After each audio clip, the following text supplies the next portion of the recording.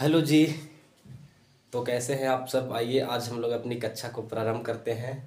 और आज हम लोग बहुत ही महत्वपूर्ण और कॉन्सेप्ट और फैक्ट का बात करने वाले हैं, जहां से बहुत ही प्रश्न पूछे गए हैं मेंस में भी और प्रीलिम्स में भी, और भी अन्य जैसे वनडे एग्ज़ाम होते हैं वहां से भी पॉइंट यहाँ से निकाल कर डायरेक्ट पूछे गए हैं।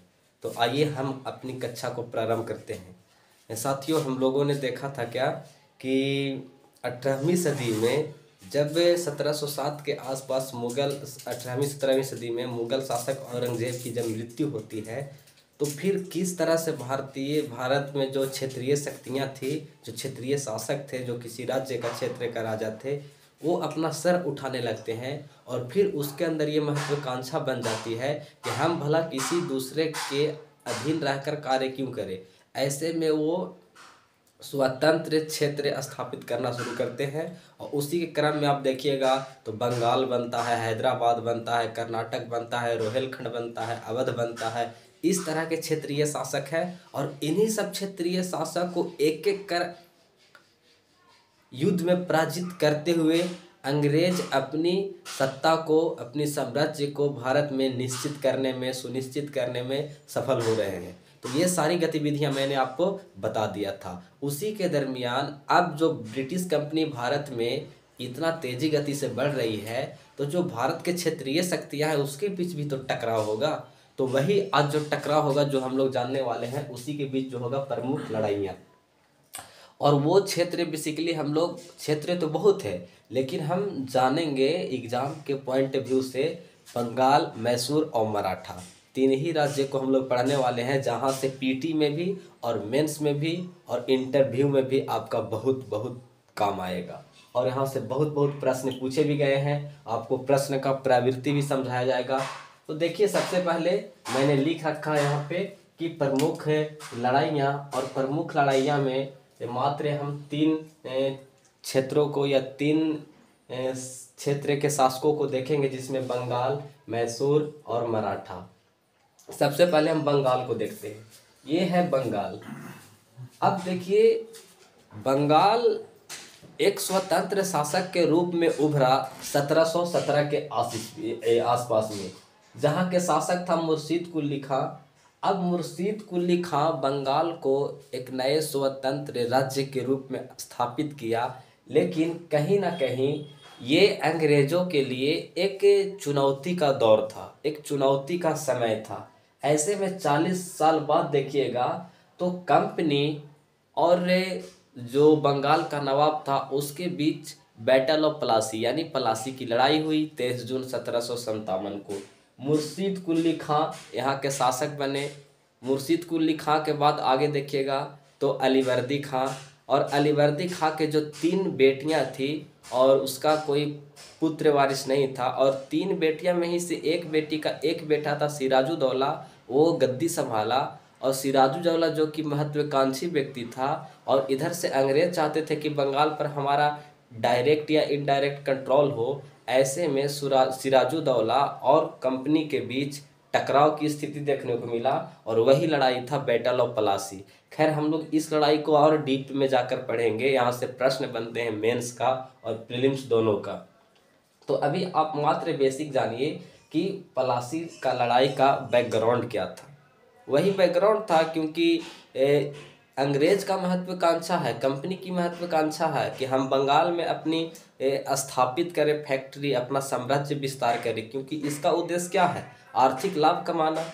और बंगाल का नवाब जो कि सिराजुद्दौला महत्वाकांक्षी व्यक्ति है, तो उसमें और इसमें स्वाभाविक सी है टकराव होगा। लेकिन देखिएगा इसी क्रम में कि जब बैटल ऑफ प्लासी होता है तो प्लासी में जो कंपनी का सेनापति होता है वो रॉबर्ट क्लाइव थे और वाटसन था। इस दोनों के नेतृत्व में ही आंदोलन सक्रिय रहा, और इन दोनों ने बहुत ही कूटनीतिक मात देते हुए बंगाल के नवाब का सेनापति मीर जाफर और भी कोलकाता और बंगाल के जो सेठ थे और व्यापारी थे, जगत सेठ, मानिक चंद आदि नाम आता है, मैं इसके बारे में चर्चा करूंगा। इन सबों को अपने खेमे में ब्रिटिश मिला लेता है, और फिर प्लासी के मैदान में बुलाकर ये शासक सिराजुद्दौला को कूटनीतिक मात देते हुए उसको पराजित किया जाता है, फिर उसी के बाद उसकी मृत्यु हो जाती है, इसको मार दिया जाता है। खैर इस सब के बारे में हम डिटेल में बात करेंगे, यहाँ से मेंस के लिए प्रश्न बनते हैं,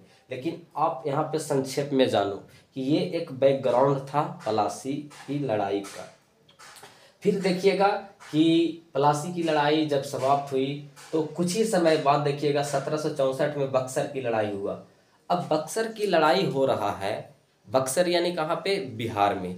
और बक्सर की लड़ाई में त्रिपक्षीय गुट है, भारत के तरफ से देखिएगा तो त्रिपक्षीय गुट है, जिसमें अवध का नवाब शुजा-उद-दौला और फिर बंगाल का जो भागा हुआ नवाब था, या तो सत्ता पर से गद्दी पर से हटा दिया था अंग्रेज, वो नवाब था मीर कासिम। और फिर देखिएगा तो ये मुगल शासक थे शाह आलम द्वितीय।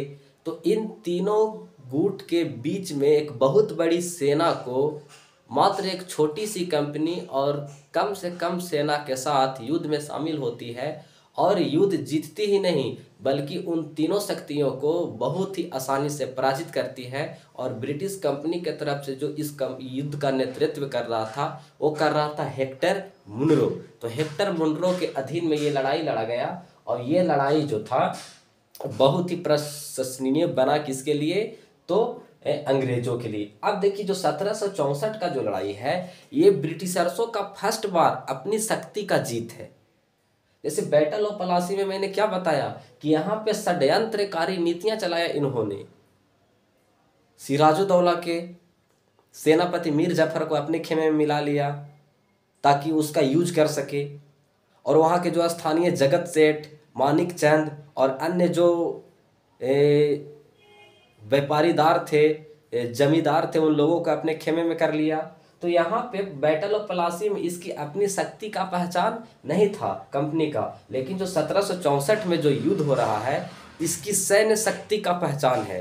और इसके बाद इन्हें इस बात का भी अंदाजा होना शुरू हो गया कि अगर हम एक वेल ट्रेंड और एक प्रशिक्षण के तौर पर अगर हम अपनी सेना को अच्छी व्यवस्था देते हुए अगर हम कितनों भी बड़े सेना के साथ मुकाबला करें तो हम अंततः जीतने में सफल हो जाएंगे।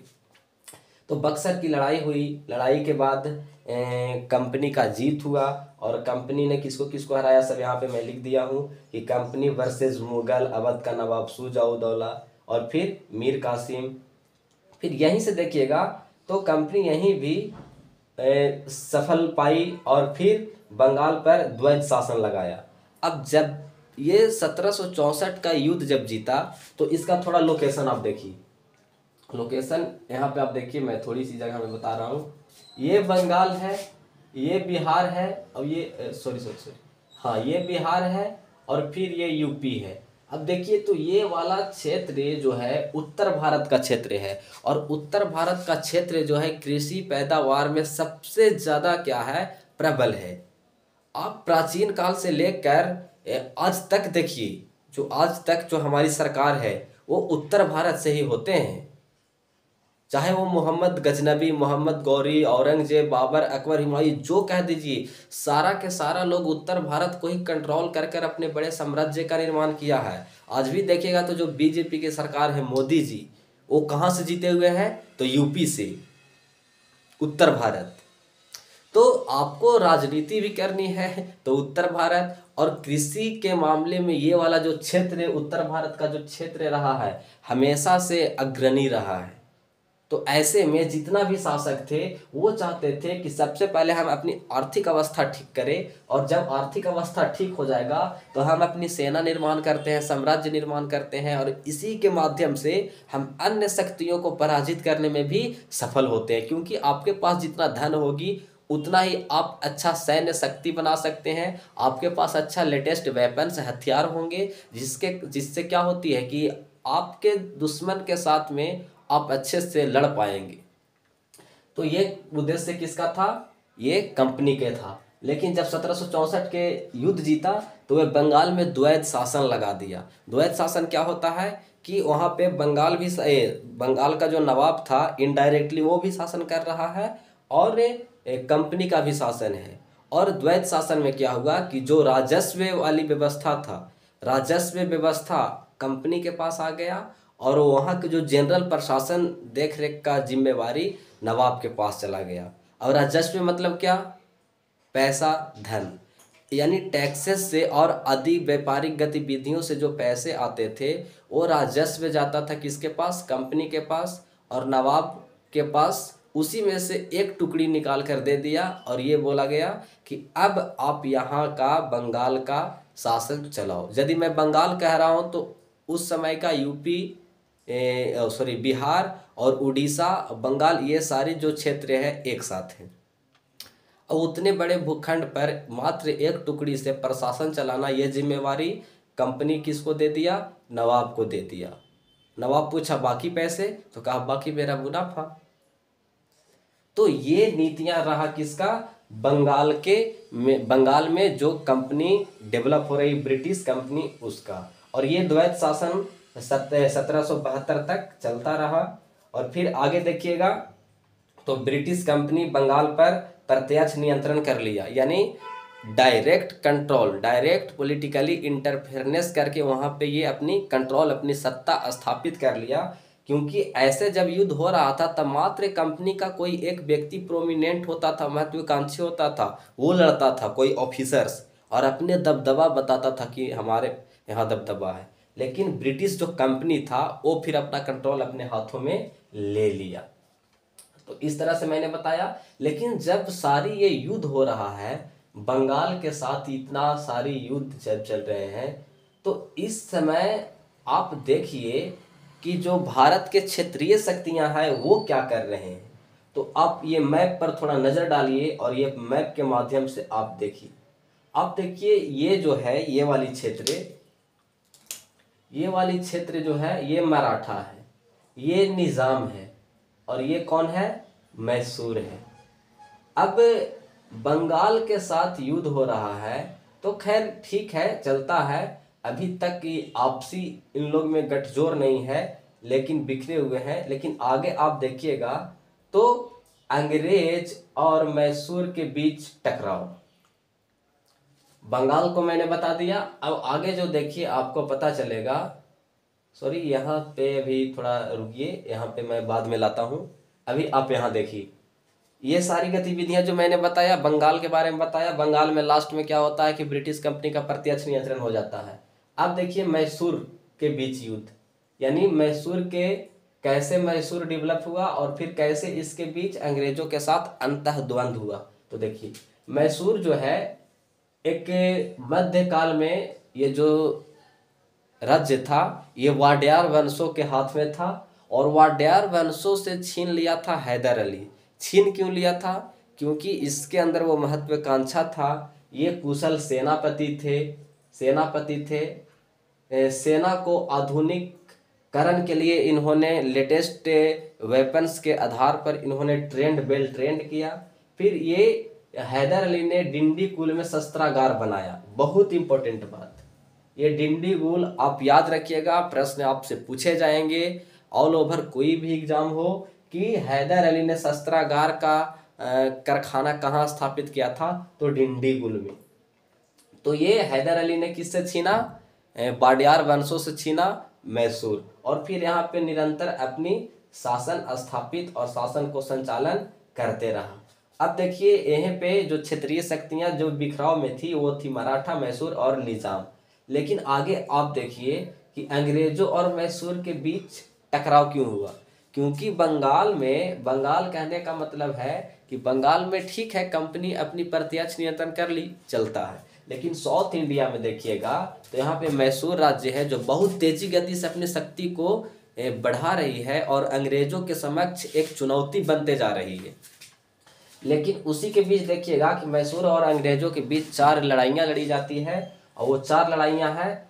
पहली लड़ाई आप देखिए 1767 से 69, और फिर 1780 से 84, 1790 से 92, और फिर चौथी लड़ाई जो है 1799। और इन सभी लड़ाइयों का एक्सप्लेनेशन मैंने जो इस तरह से किया है वो नीचे है। पहली लड़ाई में आप देखिए क्या होता है कि अंग्रेजों ने कूटनीतिक मात देते हुए जो ये हैं निजाम और मराठा को अपने ओर मिला लेते हैं।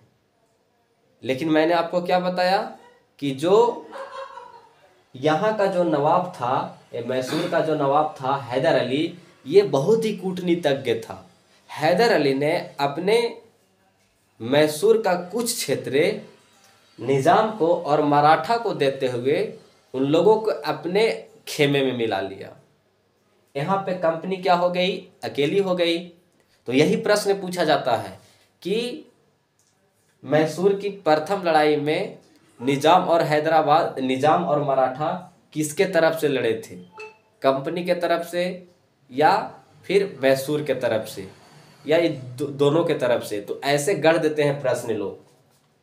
तो यही मैंने बताया कि अंग्रेजों ने निजाम और मराठा को अपने खेमे में मिलाया कुछ लोभ देते हुए, लेकिन उससे कूटनीतिक मात देते हुए मैसूर के जो शासक थे हैदर अली उन लोगों को अपने खेमे में मिला लिया। लेकिन अली कूटनीतिज्ञ था, इसके कारण वो खेमे में मिलाने में सफल रहा। फिर अंतर्गत में जो प्रथम जो लड़ाई है 1767 से 69, ये लड़ाई बराबरी पर रही और फिर आगे चल के देखिएगा तो मद्रास की संधि हो जाती है। दिख नहीं रहा होगा लेकिन मैं बोल दे रहा हूँ कि लड़ाई का परिणाम क्या हुआ, दोनों बराबरी पर रहे। और लड़ाई में एक खासियत क्या रहा कि अंग्रेज पहले निजाम और मराठा को अपने खेमे में मिलाना चाहा, लेकिन उसी को हैदर अली कूटनीतिक मात देते हुए उन दोनों को अपने क्षेत्र दे दिया, और जबकि क्षेत्र देकर दोनों को अपने खेमे में मिला लिया। अंतर्गत में परिणाम क्या हुआ कि लड़ाई बराबरी पर छूटी और लास्ट में क्या हुआ, मद्रास की संधि हुई। तो पूछेगा प्रश्न कि ये जो फर्स्ट मैसूर युद्ध था वो किस संधि के माध्यम से समाप्त हुई, तो मद्रास की संधि। क्लियर, इस चीज को आप समझिए।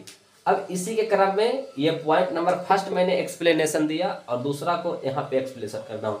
इस समय मराठा दूसरी लड़ाई में आप देखिए, मराठा प्लस निजाम तथा मैसूर तीनों एक गठजोड़ बना लिए। अब तीनों गठजोड़ बना लिए तो ब्रिटिश कंपनी पर ये क्या हुए, बहुत ही भारी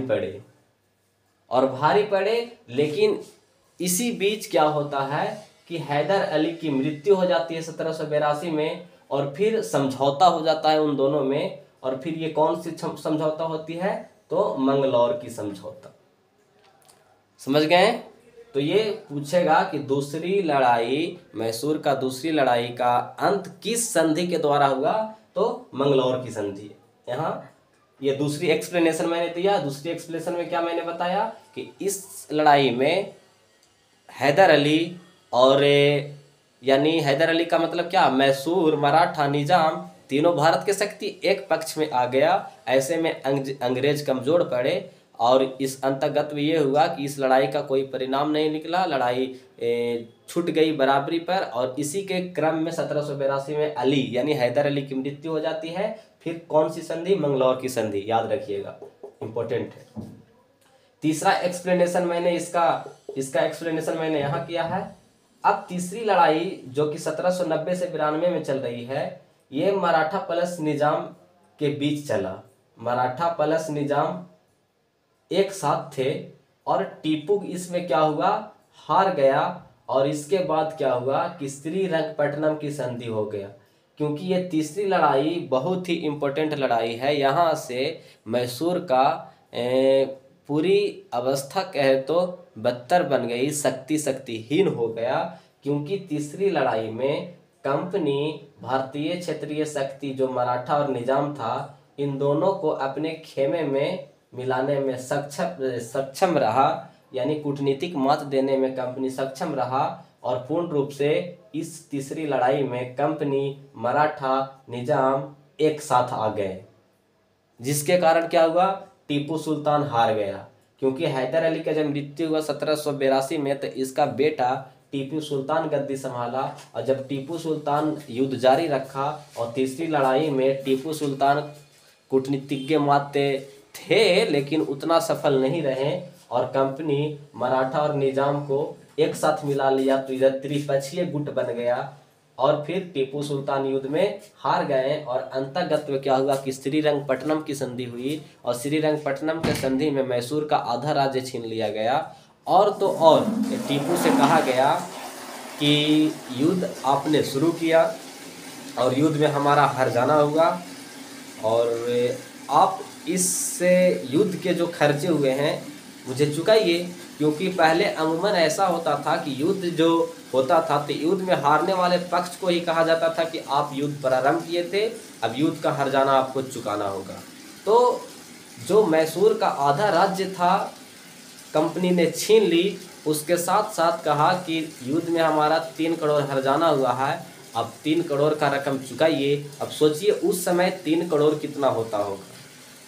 टीपू ने कहा इतना पैसा तो है नहीं, तो कहा ठीक है आप किस्तों में दे दीजिए, और जब तक आप पूरी किस्त नहीं चुका देते हैं जब तक आपका 2 बेटा हमारे अधीन रहेगा, यानी आपका 2 पुत्र हमारे अंदर बंदी बने हुए रहेंगे। अब देखिए जब ये श्रीरंगपट्टनम की संधि हो गई, आधा राज्य छीन लिया गया टीपू को, तो ये दोनों जो शक्तियां, भारत के जो शक्तियां अंग्रेज को सहायता दिए यानी कंपनी को सहायता दिए, इसको क्या मिला?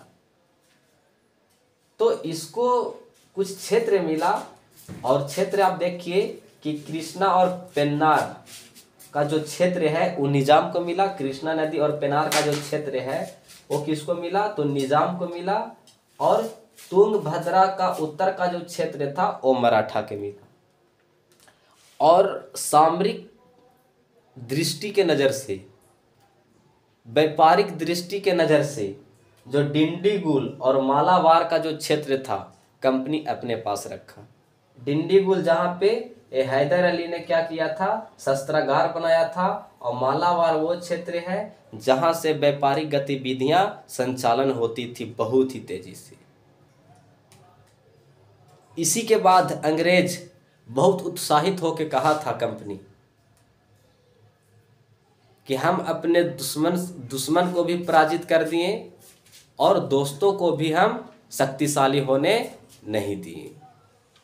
ये प्रश्न बनता है कि अंग्रेज का यह कहना या कंपनी को यह कहना कितना युक्ति संगत है कि हम अपने दुश्मनों को भी पराजित कर दिए और दोस्तों को भी शक्तिशाली होने नहीं दिए। आलोचना करें, समझाएं, अपना मत दें, विवेचना करें, ये सब डायरेक्टिव वर्ड है जो प्रश्न के अंतिम में होता है मेंस एग्जाम में। तो इस चीज़ को आप समझिएगा कि सामरिक दृष्टिकोण से कौन रखा? ये डिंडीगुल और मालाबार का क्षेत्र कंपनी अपने पास रखी। तो ये मैंने बता दिया। अब देखिए यहीं पे आपको एक और है जो कि चौथी लड़ाई आपको बता देना है। 1799 में अंतर्गत 1799 में क्या होता है कि अब जो शासक थे ब्रिटिश कंपनी का वो लॉर्ड वेलेजली थे। लॉर्ड वेलेजली ने टीपू को लास्ट में क्या किया? बहुत ही निर्णायक तौर पर हराया। और आगे देखिएगा तो मैसूर उससे छीन लिया। मैसूर छीन कर वाडियार वंशियों के हाथों में दे दिया। लेकिन वाडियार वंश भी जो कि अंग्रेजों के लिए एक चुनौती बन रहे थे, तो वैसे में उससे भी मैसूर छीन लिया गया। और फिर अंततः यहाँ पे लॉर्ड विलियम बेंटिंग उसे अपने राज्य में क्या कर लिया? विलय कर लिया। तो आप समझ गए मैसूर का पूरा लड़ाई, मैसूर का क्या क्या इसका कॉन्सेप्ट था, फैक्ट था, आपको सारा बात समझ में आना चाहिए। अब प्रश्न ऐसे भी आ सकता है कि मैसूर मध्यकाल में किसके अधीन था? तो वो वाडियार वंशों के अधीन था। तो यहाँ तक आप समझे, आगे हम लोग बढ़ते हैं। ये सारी बातें मैंने आपको बता दिया कि किसके साथ कौन सी संधि हुई है और फिर क्यों हुई है उसके साथ। यहाँ पे एक छोटा सा बात जान लीजिए कि जब मराठा, सुनिएगा ध्यान से, मैं लिख नहीं रहा हूँ, आप समझिए कि जब मराठा और कंपनी के बीच युद्ध चल रहा था 1775 से 1782 के बीच, और इस युद्ध में मराठा हार गए या हार नहीं गए, यानी इस तरह से समझिए कि युद्ध बराबरी पर छूटा। और बराबरी पर छूटा तो इन दोनों के बीच जो संधि हुई उसको हम कहते हैं सालवाई की संधि। और सालवाई के संधि में ही मराठा को कंपनी कूटनीतिक मत देते हुए यह कहा कि अब हमारे बीच संधि हो गया है, हम लोग एक दूसरे के मित्र हैं, अब हमारी जो लड़ाई है मैसूर के साथ चल रहा है, क्योंकि मैसूर के साथ युद्ध चलता रहा कब तक? 1784 तक। और मराठा और कंपनी के बीच कब हुआ है? 1775 से 1782 तक। तो जो 2 साल का गैप है उसमें कंपनी कह रहा है मराठा से कि हालांकि अब हमारा युद्ध मैसूर के साथ है और अब हम और आप एक दोस्त बन गए हैं। इसलिए मैं आपको ये सलाह दे रहा हूँ कि जो आगे हमारी होने वाली युद्ध है उसमें आप तटस्थ रहें। आप उसमें क्या रहें? तटस्थ रहें। और इतना अदूरदर्शी भावना मराठा के नवाब को कि वो एक्सेप्ट कर लिया। वो ये सोच लिया कि हमारा भी तो युद्ध है मैसूर के साथ, इसलिए दोस्त के दोस्त दुश्मन के दुश्मन दोस्त, हम लड़ने देते हैं मैसूर को और एक कंपनी को।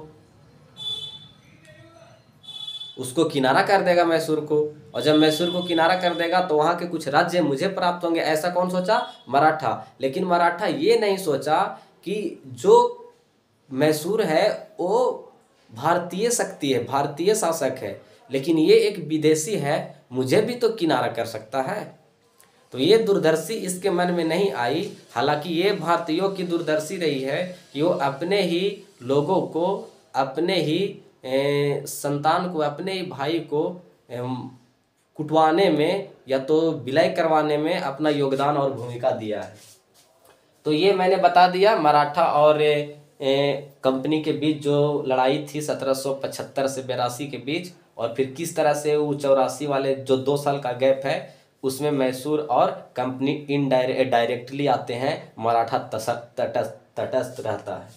तो ये चीज़ मैंने बता दिया।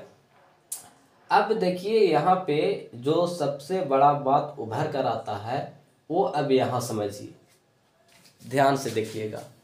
आखिर टीपू बहुत ही महत्वाकांक्षी शासक था। ये कहा करता था कि 100 दिन जीने से बेहतर है एक दिन जियो मगर शेर की तरह। सोच इसका बहुत दूर की है, लेकिन हैदर अली की जैसा, अपने पिता के जैसा ये कूटनीतिज्ञ और महत्वाकांक्षी, तो नो डाउट कि ये महत्वाकांक्षी नहीं, महत्वाकांक्षी है, लेकिन उस स्तर का, जिस स्तर का उसके अंदर एक शासक होने का गुण चाहिए, वो पराक्रम चाहिए, वो पराक्रम ये दिखा नहीं रहे हैं। लेकिन कुछ बहुत ही हद तक ऐसे हम नहीं कह सकते कि इनकी विशेषताएं नहीं थी, इनकी विशेषताएं बहुत थी। इन्होंने बहुत हद तक अपने साम्राज्य को अंग्रेजों के अधीन विलय होने से बचाने का प्रयास किया। उसी में हम देखते हैं कि टीपू सुल्तान की विशेषताएं। टीपू सुल्तान आखिर क्यों इतना ज़्यादा उत्साहित था कि हम अपने साम्राज्य को बचा लेंगे, हम अपने साम्राज्य को अंग्रेजों के अधीन आसानी से नहीं करेंगे। तो उसकी विशेषताएं हैं। विशेषताएं के अंदर अगर फर्स्ट बात देखें तो इसकी क्या विशेषताएं थी कि अंत तक लड़ना, अंत तक लड़ना और अन्य राजाओं से अलग व्यवहार करना। देखिए तो ये कभी भी अंग्रेजों के अधीन सरेंडर नहीं किया, अंत तक लड़ा, और अन्य जो भारतीय राजाएं थे जो अंग्रेजों के गुट में शामिल हो जाते थे उन लोगों से इन्होंने अलग व्यवहार किया। उसके साथ साथ और क्या ये व्यवस्था किया, तो वह आर्थिक प्रबंधन के लिए कर व व्यापारिक उपाय किया। क्योंकि कोई भी राज्य को संचालन करने के लिए आपकी आर्थिक अवस्था ठीक होना चाहिए। और आर्थिक अवस्था ठीक कैसे होता है? चाहे तो आप किसी बड़े क्षेत्र पर टैक्स लगा दीजिए, या तो फिर अपना व्यापारिक गतिविधियों के लिए आप कार्य कीजिए, इंडस्ट्रीज लगाइए, उद्योग लगवाइए, जिससे आपका आर्थिक स्थिति बेहतर होगा। लेकिन क्या आपको यहाँ पे कुछ बात समझ में आ रहा है? अब सोचिए, जो आर्थिक प्रबंधन का ये व्यवस्था कर रहा है, क्या कंपनी इसको उतना टाइम देंगे? क्या ये सारी व्यवस्था करने देंगे? बिल्कुल नहीं। क्योंकि कंपनी का ये सोच है कि अगर हम टीपू को ये छोड़ देते हैं तो टीपू मेरे लिए आगे चल के फिर ये क्या करेगा, आलोचनात्मक, बुराई और हमारे प्रति एक कट्टरपंथी दिखाएगा। ये अंग्रेजों का पूरी बात इस चीज का ज्ञान है, इसलिए वह आर्थिक प्रबंधन के लिए एक कार्य एवं व्यापारिक उपाय कर रहा है, लेकिन सफलता बहुत हद तक नहीं मिलेगी। तीसरा देखिए कि इन्होंने अंतर्राष्ट्रीय स्तर पर संधियों का नेटवर्क तैयार किया। बेसिकली तौर पर आप देखिए तुर्की, फ्रांस, रोम, इन सबों के साथ एक इंटरनेशनल स्टेज पाने का प्रयास किया, और ताकि हम बाहरी शक्तियों के सहयोग से अंग्रेज को भगाने में सफल हो। अब सोचिए, एक व्यक्ति है जो बाहरी देख रहा है, लेकिन अपने घर में ही वो लोग हैं जिसे उसको पता ही नहीं चल रहा है। उसके पिता ने 1767 से 69 तक फर्स्ट मैसूर जो युद्ध चला उसमें क्या किया था, अंग्रेज मिला लिया मराठा और निजाम को, लेकिन ये हैदर अली कूटनीतिक मात देते हुए उन दोनों को अपने अधीन कर लिया। लेकिन ये सोच टीपू सुल्तान में विकसित हो ही नहीं रही है। ये दूर का देख रहा है कि हम फ्रेंच, रोम, इटली आदि से सहयोग लेंगे। तो ये सारी है। और फिर आगे देखिए, तो अंतर्राष्ट्रीय स्तर पर संधियों का नेटवर्क तैयार करने का उद्देश्य था किसका, टीपू का। अगला इसका क्या विशेषता है कि वह नौसेना के उपाय का कार्य भी किया। नेवी, इसको पता था कि अगर अंग्रेज को हम जमीन पर हरा भी दें तो समुद्र में ये बहुत सशक्त और मजबूत है, वहाँ से हम इसको नहीं भगा सकते हैं। तो उसके लिए भी इन्होंने क्या किया, नेवी फोर्स का उपाय किया और इसके लिए कार्य किया।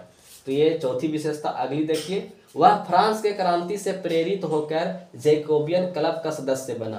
फ्रांस की क्रांति जब 1789 में हुई तो वहाँ का जो शासक होता था, उस शासक को वहाँ के लोगों द्वारा मार दिया गया, यानी कह दीजिए एक तरह से गिलोटिन पर चढ़ाकर फांसी दे दिया गया, और वहाँ पर गणतंत्र, लोकतंत्र स्थापित हुआ। और उसी से प्रेरित होकर वहाँ एक क्लब था, जैकोबियन क्लब। जो क्लब मतलब समझ ये नहीं समझिए कि डांस करने वाला क्लब था, एक संस्था थी जिसमें ये टीपू सुल्तान सदस्य बना और वहाँ से प्रेरित होकर भारत में आया और भारत के लोगों को कहा, बंगाल के लोगों को कहा कि टीपू सुल्तान नहीं, मैं टीपू नागरिक हूँ, मैं सुल्तान आपका नहीं हूँ, टीपू नागरिक हूँ। तो ये बात कौन कह रहे हैं, ये टीपू कह रहे हैं, फ्रांस के क्रांति से प्रेरित होकर। और कौन सी क्लब ज्वाइन किया है, जैकोबियन क्लब। अगला विशेषता देखिए, वह स्वयं को नागरिक टीपू कहा एवं स्वतंत्रता का वृक्ष लगाया। कहाँ, श्रीरंगपट्टनम में। कहा कि मैं शासक नहीं हूँ, मैं सुल्तान नहीं हूँ, मैं सिर्फ और सिर्फ क्या हूँ कि एक नागरिक टीपू हूँ, जो कि हम फर्स्ट सिटीजन हैं, लेकिन हम शासक या सुल्तान नहीं हैं। कॉन्सेप्चुअली देखिए तो एक फर्स्ट नागरिक में और एक सुल्तान में बहुत कॉन्सेप्चुअली फर्क होता है। तो श्रीरंगपट्टनम में ये क्या लगाया, स्वतंत्रता का वृक्ष। अब स्वतंत्रता का वृक्ष क्या है, वृक्ष तो आम का होता है, पीपल का होता है, नीम का होता है, लेकिन वो एक पेड़ लगाया श्रीरंगपट्टनम में। कहा कि ये पेड़ जैसे जैसे बढ़ता जाएगा, जैसे जैसे लोकतंत्र, गणतंत्र, डेमोक्रेसी आदि आदि भावनाएं, राष्ट्रवाद लोगों में आता रहेगा। तो वो एक सिंबॉलिक मात्र एक वृक्ष कहा जाता है। तो ये सारी इनकी क्या है, विशेषताएं हैं कि इन्होंने बहुत हद तक बड़े पैमाने पर अंतर्राष्ट्रीय लेवल पर नौसेना के लिए, व्यापारिक गतिविधियां के लिए प्रयास किया, ताकि वहाँ के लोगों में राष्ट्रवादी भावना आए। लेकिन राष्ट्रवादी भावना कैसे आएगा, क्योंकि उस समय के जो लोग हैं वो इस स्तर की उसकी सोच ही नहीं है कि हम अपने देश के प्रति सोचें, राष्ट्र के प्रति सोचें। तो टीपू इसमें कितना हद तक सही रहा हम आगे बात करेंगे। अब देखिए कि टीपू सुल्तान हार क्यों गए। इतना बड़ा नेटवर्क तैयार करने के बावजूद भी अगर कोई व्यक्ति हार जाता है तो उसकी कौन सी स्थितियां प्रतिकूल रही होगी। तो टीपू हार क्यों गए, उसमें फर्स्ट पैरा आप देखिए तो आपको पता चलेगा कि टीपू 1782 का जो युद्ध हुआ था उसमें ही ये बहुत ही कमज़ोर पड़ गया था, क्योंकि इसको अंग्रेज़ों ने 3 करोड़ रुपया, उसकी आधा रात छीन लिया जाना, ये सब आपको आर्थिक रूप से कमज़ोर करने का एक चाल ही तो है। अंग्रेज को इस बात का पता है कि अगर हमारी चुनौती कोई बन सकता है तो सिर्फ और सिर्फ मैसूर का शासक टीपू सुल्तान, इसलिए उसे आर्थिक और सैन्य शक्ति से इतना कमज़ोर कर दिया जाए कि वो फिर उठ ही नहीं सके। और उठ नहीं सके क्यों, क्योंकि हम उतना टाइम देंगे ही नहीं कि वो फिर अपना अवस्था ठीक कर सके। तो 1782 में ही कमज़ोर हो गया था। दूसरा पैरा देखिए कि अन्य सैन्य एवं आर्थिक उपाय को भलीभूत होने का मौका भी नहीं दिया, जो मैंने अभी पीछे बताया। क्योंकि आप किसी युद्ध में बहुत बड़े पैमाने पर आपकी आर्थिक क्षति हो जाती है, लेकिन अगर आपको समय दिया जाएगा तब तो आर्थिक क्षति को आप पुनः वापस कर पाएंगे।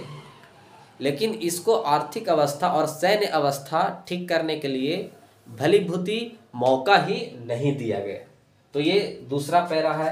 अब तीसरा इसका देखिए, हार क्यों गए में, तो युद्ध में कोई कूटनीतिक साथ भी नहीं मिला, कूटनीतिक मात भी नहीं मिला। काश ये शिवाजी से सीख लिया होता कि शिवाजी किस तरह से गुरिल्ला युद्ध लड़ते थे और एक छोटी सी टुकड़ी के साथ अंग्रेजों पर और औरंगजेब के शासकों पर, सिपाहियों पर भारी पड़ जाते थे शिवाजी। लेकिन ये सीख नहीं ले रहा है, अपने पिता से खुद नहीं सीख ले रहा है, तो शिवाजी का तो दूर का बात है। तो इस बात को आप समझिए। तो युद्ध में कोई कूटनीतिक मात भी नहीं मिला। थर्ड देखिए, जनता का समर्थन भी नहीं मिला। जनता में उस समय राष्ट्रवाद की भावना थी ही नहीं।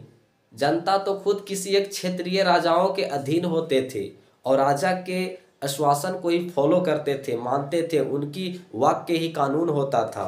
तो जनता का भी कोई समर्थन नहीं मिला। पांचवी बात देखिए कि वह स्वयं भी भावावेशी था। भावावेशी का मतलब क्या तर्क है? भावावेशी का मतलब तर्क ये है कि आप स्वयं को भी, जैसे कोई भी शासक हो, खास करके पॉलिटिकली, यहाँ पे क्या है, पॉलिटिकली इंटरफेरेंस तो ही चल रही है, तो आप ऐसा भी कीजिए कि समय आने पर झुकना भी सीखिए। और जो झुकता है वो उठता है। लेकिन जो टीपू का जो ईगो है वो कहीं ना कहीं बहुत ही बड़ा दूर की है। ये झुकने का नाम ही नहीं ले रहा है, अस्थिर होने का नाम ही नहीं ले रहा है, और इंटरनेशनल समर्थन, इंटरनेशनल स्टेज पर अपनी गतिविधियों के द्वारा अंग्रेज़ों को, कंपनी को पराजित करना चाहता है, और अपने घर में नहीं देख रहा है कि हमारे अपने क्षेत्रीय भाई को कूटनीतिक से हम मिला ले। अब दूर दूर तक आप जा रहे हैं, आपका कोई समर्थन भी नहीं मिल रहा है, तो आपको भावावेशी ही कहा जाएगा। तो अंतर्गत्व क्या हुआ कि टीपू हार गए और फिर टीपू का साम्राज्य ले लिया गया। और फिर आगे चल के हम लोग बात जो करेंगे वो बात करेंगे मराठा के बारे में बात करेंगे डीपली में, और फिर जानेंगे कि मराठा किस तरह उभरा, मराठा क्या था, उसमें शिवाजी का क्या योगदान था। ये सारी बातों को हमने जाना। देखिए, इस तरह से आज की क्लास को हम लोग यहीं समाप्त करेंगे। लेकिन इसके पहले मैं बता दूं कि ये सब बातों में से अगर आप ऑब्जेक्टिव ढूंढ लेते हैं और आपको बहुत सारा वैसा एग्ज़ाम के नज़र से ही ये सारी पढ़ाई है, इसमें कोई भी बात इधर उधर का नहीं है। मैंने आपको बताया है कि पलासी का जो युद्ध अभी यहाँ पे हमने संक्षेप में सिर्फ आपको एक सिंबल दिया है, लेकिन इसको हम पूर्ण विस्तार से जानेंगे, क्योंकि ये सारी जो टॉपिक है मेंस के नज़र से इम्पोर्टेंट है। लेकिन उसको पढ़ने से पहले इन सब चीज़ों का एक माइंड मैपिंग आपके दिमाग में बनना ज़रूरी था, जो मैंने कर दिया। ये सारे बातों को आप यहाँ से आप अलग नोट्स बनाइए, ऑब्जेक्टिव्स नोट, फैक्ट्स देखिए। तो मैं सिर्फ यहाँ पे की पॉइंट लिखा हूँ और उसके माध्यम से आपका पूरा व्याख्यान कर दिया हूँ कि किस तरह से कंपनी आई, अपनी विशेषता रखा, भारतीय शासक 18वीं सदी में कैसे बिखराव की ओर थे, और फिर कुछ शासक महत्वाकांक्षी भी थे, तो उनकी वैसी अनुकूलताएं नहीं थी जिसके कारण वो जीत सके, अंग्रेज़ों को पराजित कर सके। अंग्रेज उसको टाइम भी उतना नहीं दिए जिसके कारण वो अपनी शक्ति को पुनर्जीवित कर सके, जैसे में टीपू सुल्तान। तो ये सारी बातों को, विशेषताओं को हम लोग जानेंगे और लास्ट तक पढ़ते रहेंगे। आज के लिए मैं यहीं पे अपनी कक्षा को विराम देता हूँ और आप लोग स्वस्थ रहिए, अच्छे रहिए। जय हिंद, जय भारत।